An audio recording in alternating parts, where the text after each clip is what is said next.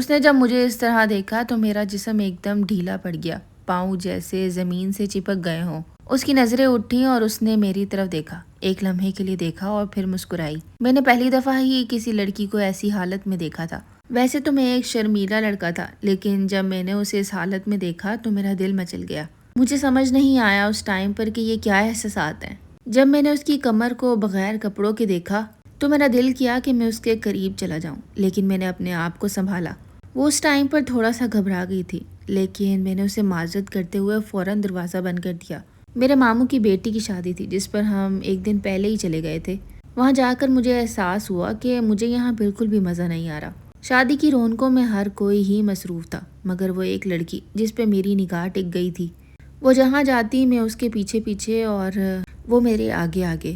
وہ لڑکی مجھ پر سرسری سی ہی نگاہ ڈالتی تھی، لیکن جب بھی دیکھتی تھی مسکرا دیتی تھی اور پھر دوسری طرف دیکھنے لگتی، لیکن وہ ایک لمحہ، وہ ایک نظر ہی میرے لیے کافی ہوتی تھی۔ اب جب کہ وہ مجھے شادی پہ نظر نہیں آ رہی تھی تو میں نے اسے ڈھونڈنے کی کوشش کی۔ میں چھت پر چلا گیا، اوپر والے پورشن میں ہر کمرہ کھول کھول کر دیکھنے لگا۔ میں اسے دیوانہ ور ڈھونڈ رہا تھا، وہ مجھے نظر نہیں آ رہی تھی۔ آخر اسی کی وجہ سے تو شادی میں اتنی رونق تھی۔ جب وہ ہی نظر نہ آئے تو میرا اس شادی میں رہنے کا کیا فائدہ؟ کبھی کبھی انسان اتنا مجبور ہو جاتا ہے کہ وہ نہ چاہتے ہوئے بھی اسی کو ڈھونڈتا ہے جس کو وہ اپنی نظروں میں اور دل میں بٹھا لے۔ وہ نیچے والے پورشن میں کہیں پہ بھی نہیں تھی، پھر میں نے اسے اوپر والے پورشن میں ڈھونڈا۔ جب میں اسے ڈھونڈنے گیا تو غالباً وہ شاید کپڑے چینج کر رہی تھی۔ اس ٹائم پر مجھے نہیں پتا تھا کہ وہ کمرے میں ہوگی اور چینج کر رہی ہوگی۔ اس ٹائم پر دروازہ تھوڑا سا کھلا رہ گیا تھا۔ جب میں نے جھانک کر دیکھا تو وہ چینج کر رہی تھی۔ میں نے صرف اس کی کمر ہی دیکھی تھی۔ جب اس نے دیکھا کہ کوئی مجھے دیکھ رہا ہے تو میں وہاں سے جلدی سے چلا گیا اور وہ بھی شرما گئی تھی۔ اسے شاید پتہ لگ گیا تھا کہ کون ہے۔ مجھے جاننا تھا کہ یہ لڑکی کون ہے جو کہ میرے وجود کو اس قدر پاگل کر رہی ہے۔ میں نے اپنے چھوٹے بھائی سے پوچھا کہ تمہیں پتہ ہے کہ یہ کون ہے؟ جس پر مجھے اس نے عجیب نظروں سے دیکھا اور پھر مسکرایا اور کہنے لگا، بھائی یہ ماموں کی بھتیجی ہے اور اس لڑکی کا نام مائرہ ہے، لاہور سے آئی ہے۔ میں نے یہ نام اپنے ذہن میں بٹھا لیا تھا اور دیکھ تو میں اسے پہلے ہی چکا تھا۔ اس کا گورا جسم اور لمبے سنہری بال، اس کی نیلی آنکھیں اور اس کا وہ ہنسنے کا انداز مجھے بہت ہی پسند آ گیا تھا۔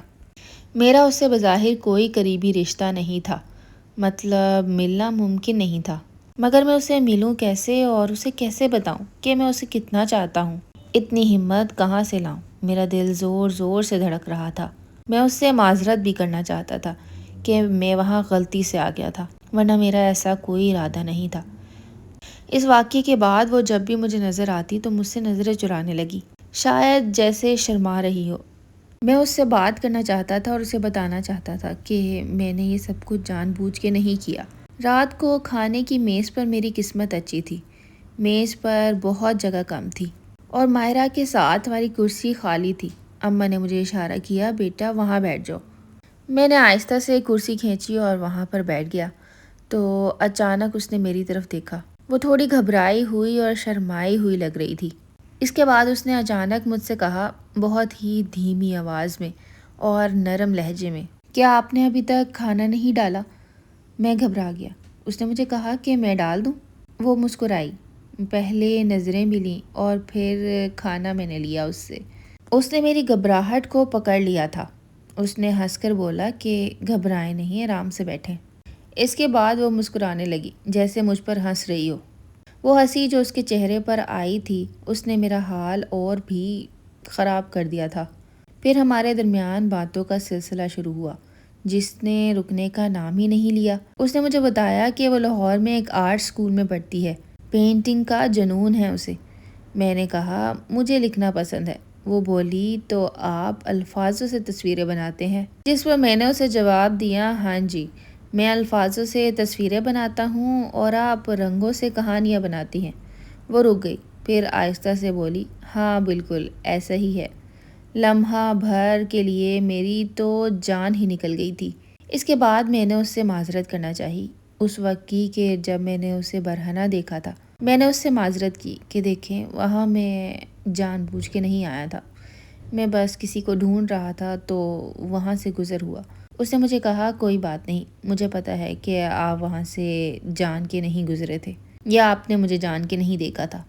ایک لمحے کے لیے اس کے بعد وہ دونوں ہی خاموش ہو گئے، لیکن وہ خاموشی بھی عجیب سی تھی۔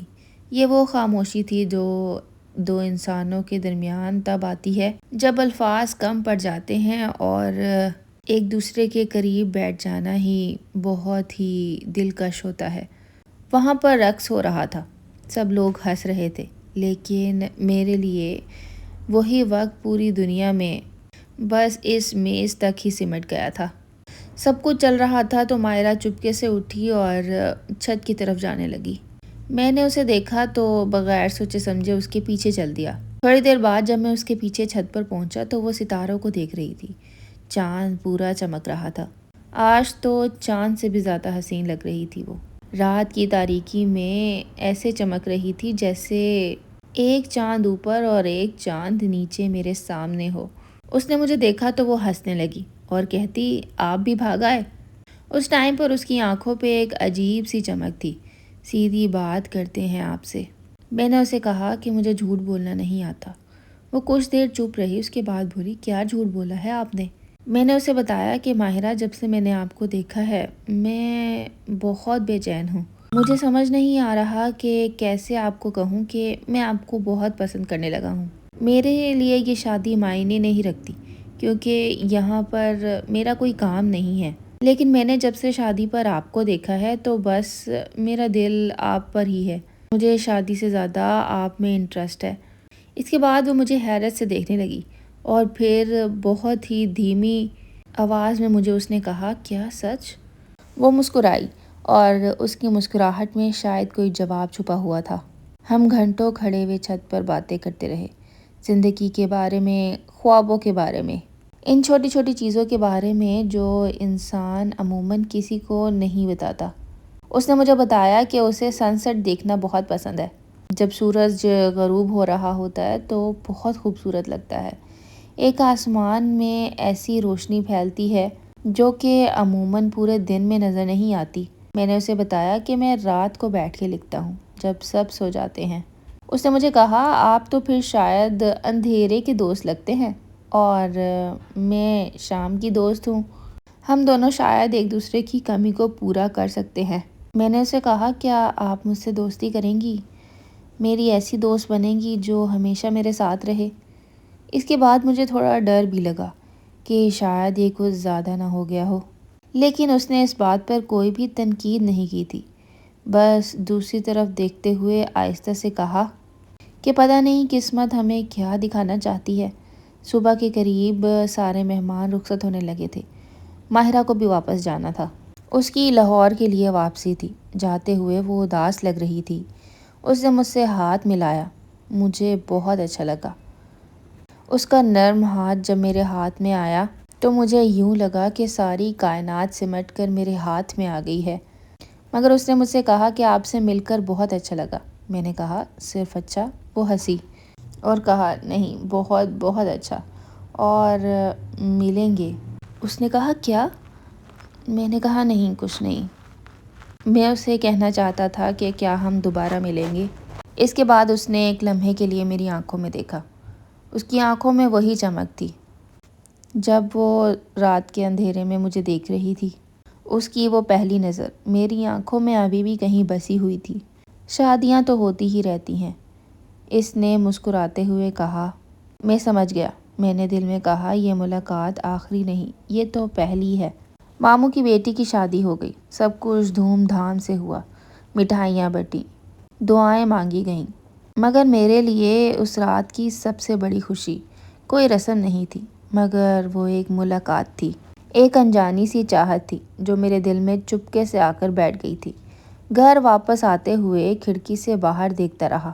سڑکیں گزرتی رہیں، روشنیاں پیچھے چھوٹتی رہیں، لیکن میرے ذہن میں ایک ہی تصویر تھی، مائرہ کی وہ آنکھیں جو مجھ سے بات کر رہی تھیں، چاند کی روشنی میں رات کی ملکہ جو مائرہ تھی، اس کی وہ تمام باتیں جو اس نے مجھ سے کی تھیں۔